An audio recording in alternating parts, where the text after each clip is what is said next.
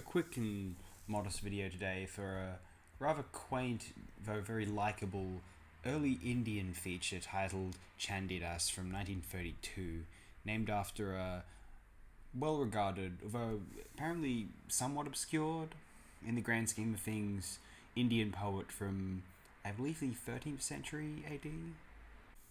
I'm going to read out a pieces of information associated with the film. Firstly, from, of course, IndianCine.me. This film is about Chandidas, a legendary 15th century, there you go, Bengali Vaishnavite poet whose biography remains obscure but was an influence on the better documented Chaitanya, 1486 to 1533, a school teacher who promoted the Vaishnavite ideology in Bengal, mostly through hymns about the Radha Krishna legend. The film stressed the poet's teachings through the love story between Chandidas and a low-caste washerwoman, Rami, the conventional villain of the saint film genre, who represents the established order threatened by the outsider's revolutionary influence on common people, is the rapacious upper-caste merchant Bijoy Narayan. When Rami rejects his advances, he persuades the high priest to insist that Chandidas must repent or be punished for associating with the low-caste woman. Chandidas agrees to repent, but when he sees the injuries Rami has suffered at the hands of the merchant's goons, he rejects the institutionalized religion in favor of the higher Vaishnavite call for a more democratic God and leaves the village with Rami. Yes, as you can see, the movie has a beautiful sentiment. I think its message is absolutely timeless. Yeah, this word, by the way, which I'm not pronouncing as well as I ought to be, Vaishnavite. I don't know that word. I assume it's referencing Vishnu. Vaishnavism, also called Vishnuism, one of the major forms of modern Hinduism, characterized by devotion to the god Vishnu and his incarnations, avatars. A devotee of Vishnu is called a Vaishnava. Okay, there we go. It's a bit of education for certainly myself. Some of you may have been less ignorant than I. To the best of my understanding, a 1934 feature of the same name is actually another Indian film. Is actually a deliberate remake. Is more well known. It actually has a Wikipedia article, if that's any indication. The 1934 film does. Although I have not seen that film yet, it is available on YouTube. I will watch it in the near future and publish a video on it, see how I think of it. I'll compare these two back to back. That'll be quite interesting, actually. The director on the 32 film was one Debaki Bose. I'm going to read his Wikipedia article out for all of you so you don't have to. Although, check it later, of course, if you'd like to explore some of the hyperlinks. Debaki Bose, 1898 to 1971, also known as Debaki Kumar Bose, was an Indian director, writer, and actor who is recognized for his contribution in Hindi as well as Bengali cinema. He was born on the 25th of November 1898 in Akalposh, now East Burdwan, Bengal Presidency, British India. He died on the 17th of November 1971 in Calcutta, West Bengal, India. He is known for his innovative use of sound and music in Indian cinema. He worked first under the banner of British Dominion Films of Dhiren Ganguly and later with Pramafesh Barura's Barura Pictures, and finally he joined New Theatre's banner in 1932. He started his own production company, Debaki Productions, in 1945. Debaki Bose was son of a successful advocate in Burdwan. He graduated from Vidyasagar College but left the university. Inspired by Mahatma Gandhi's call for non-cooperation movement, he walked out of an examination and started living on his own. Good on him. He opened a shop in local markets selling towels, and he was also an editor of a local weekly named Shakti. Dhiren Ganguly, better known as DG, an established film director from Calcutta, was visiting Burdwan at that time. DG met Debaki, and as he came to know about Debaki's writing skill, he invited Debaki to come to Calcutta and write film scripts for him. This culminated into the first film made by British Dominion Films named Kamuna Agun, or Flames of Flesh. I've never seen that film. I wonder if it's available. Yeah, it's not available insofar as I have access to these things. I'll put it like that.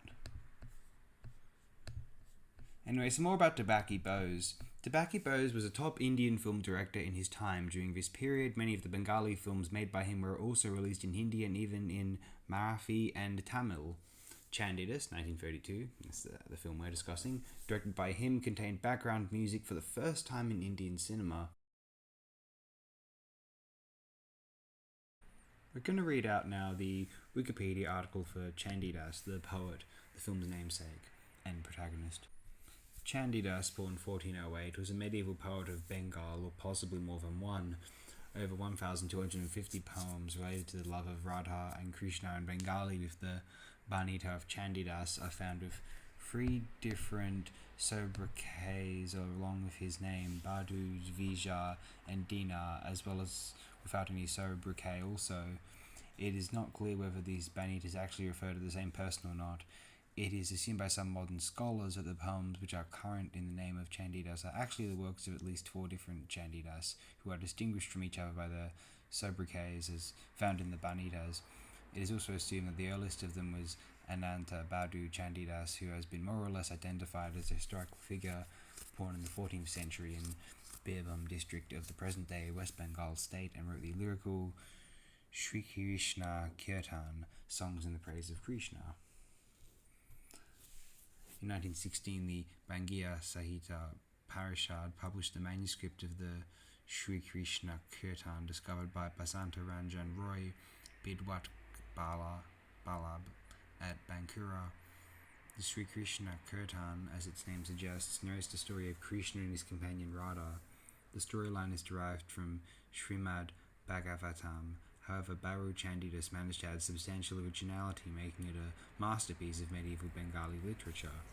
He gives the yearning of Radha a distinctly Bengali rendition and in the process captures much of the social conditions of the day. As such, he is considered to be a prominent early Middle Bengal poet. However, the date of his poem Sri Krishna Kirtana is still under question, while the text remains one of the most important evidences of early portrayal of the popular story of Lord Krishna's love for the cowherd girl Radha. The 412 songs of the Sri Krishna Kirtana are divided into 3 sections that represent the core of the Radha Krishna's legendary cycle, with many variants providing excellent comparative material. The manuscript clearly suggests that the song is meant to be sung and implies particular ragas for the recitation. There is a considerable debate as to the authenticity of the text about a significant religious meaning.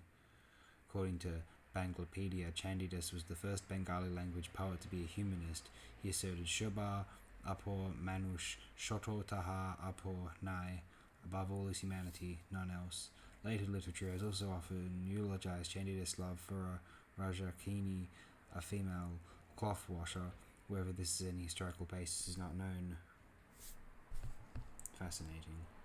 It is beautiful witnessing Chandidas, witnessing what these artists felt as though was the most important priority within this new medium. What they felt as though the audience ought to sit down and watch, which was this beautiful tale of the life of Chandidas, as they felt as though, like Griffith working on Intolerance, or Griffith / Alan Dwan on The Good Bad Man, also in 1916, the same year that Intolerance was released. Oh, Thomas Inc. and the screenwriter for Civilization, I can't remember his name.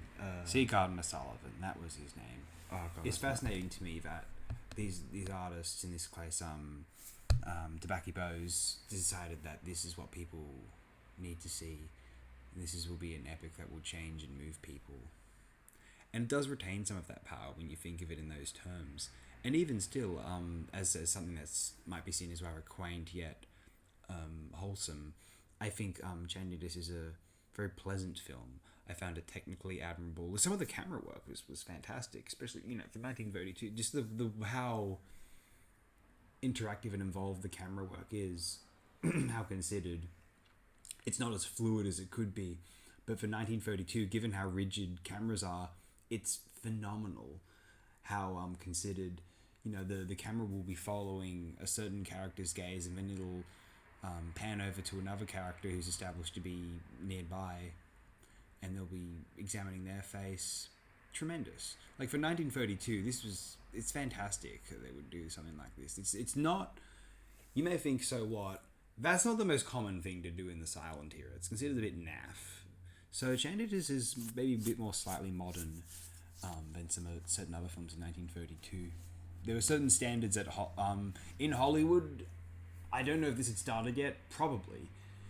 The audience was not supposed to ever. The ideal was the producers didn't want the audience to ever have the impression that, oh yeah, that's the camera. So the camera was supposed to be static. Chandidas 1932 gets an endorsement from this channel. It will be fascinating to do a quick back-to-back on Chandidas 1932 versus 34 when I discuss the 34 film. Possibly in the near future. Won't be the next video I do.